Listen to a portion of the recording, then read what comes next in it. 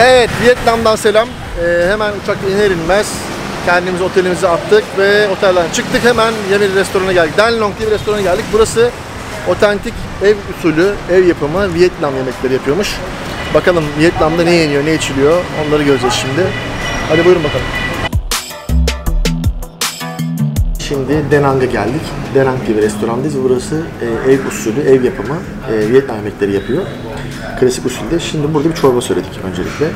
Sonra burada içinde et parçaları olan ve sebzeler olan roll söyledik. Ama bu rolllar pirinç içine sarılıyor. Ayrıyeten burada karidesli, yumurtalı şeyler, pankekler öyle söyleyeyim. Bu lemongrass'lı bir tavuk eti. Bu da özel çivili bir tavuk eti. Ve ayrıyeten onun yanında bir de Hindistan cevizi, kokonat.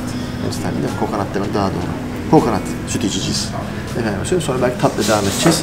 Yemeklerin hepsine bakacağım şimdi nasıl olmuş diye. Şunu tadına önce suyuna bakayım. Oo, ekşi ve acı da bu. Ama şey çok güzel aroması. Hiç acı değil dedi ama. Acı hafif.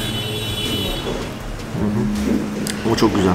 Bunun için domates de var, acı da var, karides de var. Bak karideslere bak. Ne kadar çok yani. Çok iyi.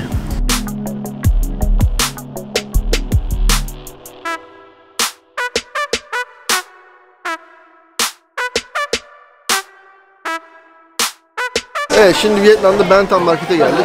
Yani öyle ki burası kesinlikle Kamboçya'ya göre çok daha temiz, çok daha hakikaten yeni nesil yemeklerin olduğu bir yer. Kamboçya gibi değil. Kamboçya çok leşti ya. Kamboçya leş ötesiydi ya.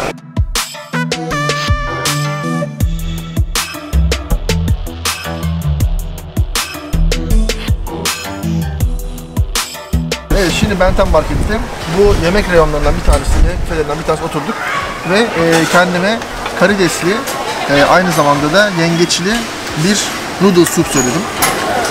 Bunu bir özel bir unla hafif şeyini kalınlaştırdı suyunu. Ama suyu normalde nasıl yaptığını tam olarak göremedim. Ama çok da güzel oldu düşünüyorum. Şöyle bakacak olursan. Görünüyor mu? Yaklaşıyor mu? Şimdi ben bunu acıyla biraz, acıyı sevdiğim için biraz çeşitlendireceğim. Daha keyifli bir hale getireceğim. Ki biraz daha rengi bir şey güzel olsun. Çünkü acıyı seviyorum. Evet, bu işler böyle işte. Bu tabi noodle'lar, pirinç noodle'lar bu arada. Yani şey noodle'lar gibi değil. Bizim yediğimiz buğday noodle'lar gibi değil. O yüzden biraz daha farklı. Evet, acıyla falan çok enfes oldu. Belki biraz koyu alabilirim burada. Belki biraz daha şeyini renklendireyim. Tuzunu arttırmıyor diye. Okay, this. Oh yes. Lemongrass ha? Yok, acısı da varmış şimdi. Acıyı sen buradan koy diyor. Bak nasıl çeşitlendiriyorsun bak. Evet, şu an daha güzel oldu şeyi. Ve oldukça lezzetli. Bunun fiyatı ne kadardı? $3. 3 dolar. 3 dolar. Tam $3. Evet, oldukça doyurucu ve besleyici.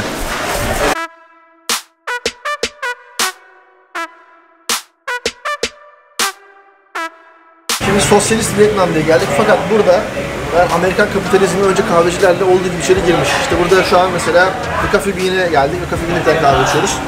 Aynı zamanda işte Starbucks'lar da burada var. Her yerde bir sürü kahveci açılmış. Bir tanesini içelim bari kahvemizi dedik. Böyle bir keyif yapalım. Özlediğimiz şeyler ama Vietnam kesinlikle Kamboçya'ya göre çok çok gelişmiş. Kamboçya yani bassın Kamboçya'ya.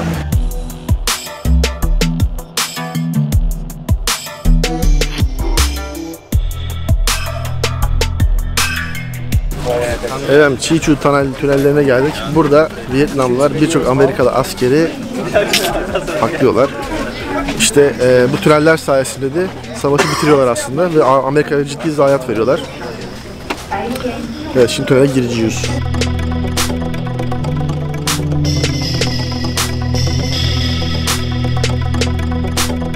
Ben buraya girmem. Niye girmem? Çok büyük. Bunların boyu 1.50-1.60 iken girebiliyorlar işte. Next one. Hadi giren girsin. Tünele girsin. Other people waiting. Next one. Bu kız girer mi? We can try later. Bigger one. This one just for photo. Hadi bakalım. Okay. Kız To do something like this you did before. Fotoğrafla helal olsun.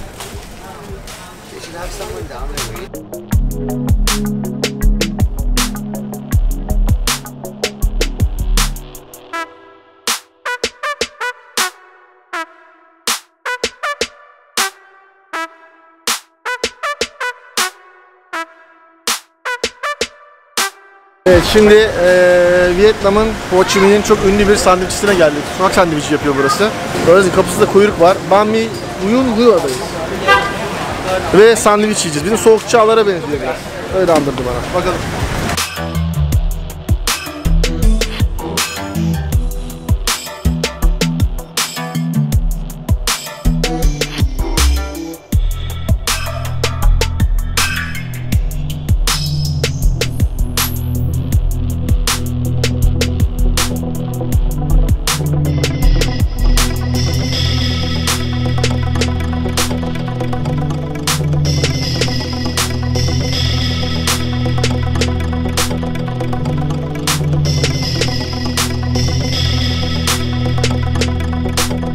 Evet, şimdi arkamda Ha Long Bay var. Tur bizi çok geçirdi. Olsun, bazen de geçirirler. Alışığız böyle şeylere. Eğlencemizi bozmuyoruz. Buraya teknelerle birazdan gideceğiz. Keyifli bir ekiple beraberiz. Burada şu an Ozan kardeşim var. Yanında da Japonya'dan Ana var. Ana. Hi, I'm Anna from Konnichiwa. Japan. Konnichiwa. Evet, Ana da burada bizle beraber ve işte şimdi arka tarafta gördüğünüz adalara doğru gideceğiz. Görebiliyor musunuz? Heh, göründü. Çok güzel oldu ya. Dünyanın 7 harikasından bir tanesi burası. UNESCO öyle demiş. Yoksa ben hep bir yere gidiyorum. Her yerde bir 7 harikadan bir tanesi var. Saydım bugüne kadar 15 tane 7 harika var. Yok böyle bir şey işte. Merhaba gençler. Dağların arasına gideceğiz. Şimdi yanımda Fakir Ozan var. Fakir Ozan deminden beri izleyicilerine diyor ki yok şöyle kazıklandık, yok böyle kazıklandık. Tadını çıkar oğlum bir. Ha Long Bay'e gelmişsin o kadar. Evet, arkamızda gemiler hızla adalara doğru, takım adalara doğru ilerliyor. Biz de oraya doğru bakıyoruz. Ne yapalım, başka ne yapabiliriz ki?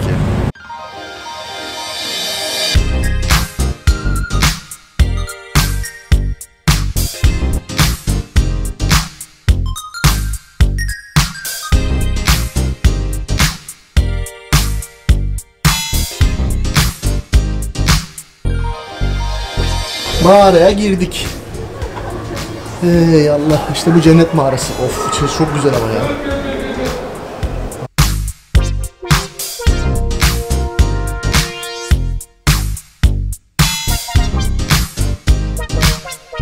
Ya çok güzel yerlere geldik gerçekten. Burası hakikaten dünya dışında bir yer gibi görünüyor. Yani bu kayaların bu şekilde oluşumu kaptanla bizi sağ olsun çok güzel dolaştırıyor. Şimdi direkt şu arkamda gördüğünüz boşluğa, şu kayaların arasına dalacağız. Sanırım orası gölet gibi duruyor olacak biraz. Çok keyifli bir yolculuk oldu. Gerçekten geldiğimize de değmiş. Ha Long Bay'e mutlaka gelmeniz lazım eğer Vietnam'a geliyorsanız. Burası görmesi gereken yerlerden bir tanesi. Evet, şimdi arkamızdaki küçük botlara binip bu sefer daha küçük kayıklarla, daha küçük teknelerle kayaların arasından yol alacağız. Yani bu büyük kayaların arasına gireceğiz. Daha farklı ve soğuk bir ortama gideceğini düşünüyorum. Ama çok heyecanlı. Ozan gelsene lan! Çabuk!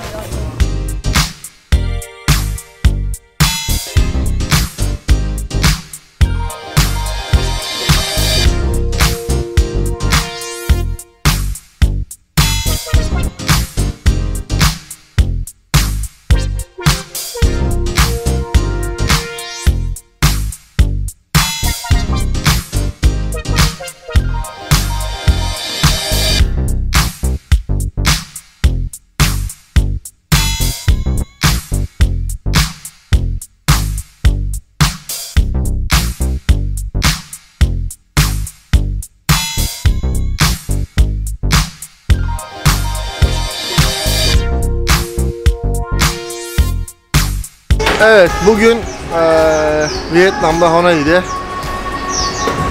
arkamda görüyorsunuz binaların arası tren yolu geçiyor. Burası Train Street diye geçiyor. Meşhur Train Street, herkes gelip burada fotoğraf çekiyor, poz veriyor. Efendim sevgilisini kucaklıyor, sevgilisini dudağından öpüyor. Sevgilisini kucağına alıp tren yoluna bırakıyor. Kimi yatıyor tren yoluna böyle falan ve buradan hakikaten bu yollar arasında tren geçiyor. Yanlarında da kafeler var böyle minik minik. Kafelerde millet oturmuş burada, çay kahve içiyor, trenin geçmesini bekliyor. Trenin neredeyse böyle başının burnunun ucundan geçiyor gibi bir şey yani. Ne kadar? İşte yaklaşık bir 80-100 santim falan var iki tarafta da, köşede kenarda. Böyle bir olay yani. Biraz gezelim bakalım.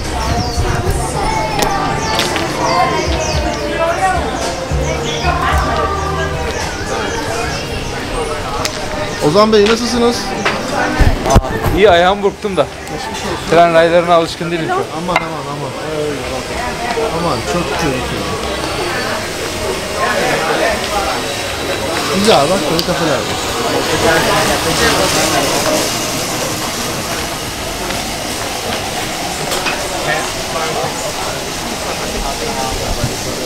Şimdi hayatımda yediğim en güzel tatlıyı yemeye geldim. Yani yediğim en güzel tatlılardan bir tanesi bu olabilir hayatımda. kingroti.com diye bir adresi var. Kingroti buranın ismi. Böyle banlar yapıyor. Ban diyorlar bunlara. Böyle pufuduk içine doğru geçen böyle şeyler. Ne der? Poğaça, açma gibi şeyler ama tatlı. Bu çikolatalı. Matchalısı var, vanilyalısı var. Ama çok güzel bir şey. Çok efsane bir şey tadı. Şimdi bir tane yiyeceğim sizin için. Bunun yanına çay ne gider var ya. Çay olsa da içsek lan.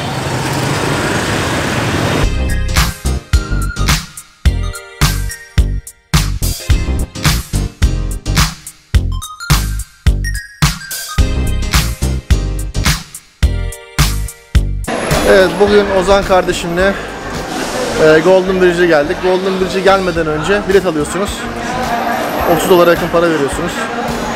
Sonra da böyle bir kapıdan geçip buranın Disneyland'ına giriş yapıyorsunuz. Sonra teleferik 30 dakika sürüyormuş. Herhalde ona çok paralılar o yüzden. Ve beraber gidiyoruz işte. Şimdi Vietnam dayılar bizi buradan alacaklar. Arkamızda teleferikler var. 30 dakika hayatımın en uzun teleferik yolculuğunu yapacağım şimdi. 30 dakika boyunca teleferiğe bineceğim. Ve buradan dağın tepesine gideceğim. Dağın tepesinde böyle bir el daha var. Onun üzerine köprü tutmuşlar. Onu göreceğiz. Aslında ben böyle şeylere gelmem de işte Ozan illa gelelim var falan diye. En çok da parayı buna harcıyoruz yani. Yoksa yemekler ucuz arkadaşlar yani.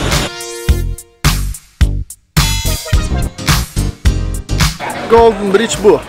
Bak bir el üzerinde pirinç kaplama yatak başı gibi bir şey yapmışlar. Böyle korkuluklar yapmışlar. İsmine Golden demişler. Bir el de bizim altımızda var. Tutuyor burayı. Buraya geliyorsun, poz veriyorsun. Tam bir turist attraction. Sanıyorum burası çok yeni bir yer. Yani böyle 4-5 senelik falan olsa gerek. Çok eski değildir düşünüyorum. Çünkü böyle Disneyland gibi yapmışlar. Ama ne kadar işe yarıyor işte görün. Vizyon.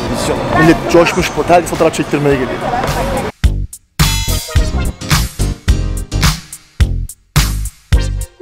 Yani şöyle bir şey bizim yaylalara da yapsalar ya. Böyle 50 falan bir sanat eseri bir şey. Tasarım yani. Tasarım lazım yani o kadar ya. Bizim yaylalarda bunun 10 katı güzeli yapılır.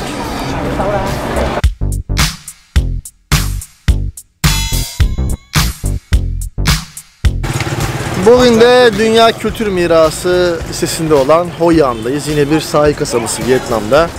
Böyle eski bir şehri var. Akşamları geceleri burası ışıl ışıl oluyormuş. Gece kalır mıyız bilmem. Ama şu an gördüğümüz kadarıyla şu arkamdaki eski binalar çok keyifli bir tasarıma sahipler ve yeniden ele alınmışlar. Yani restore edilmişler bu arkamdaki binaların tamamı. O yüzden çok güzel görünüyor. Eski bir köy burada, Vietnam köyü. Şimdi de kasabası diyelim. Bakalım gezeceğiz, dükkanları gezeceğiz, kafeleri gezeceğiz. Dişe değer bir şey varsa onu da yeriz. Öyle bir hayatımız var.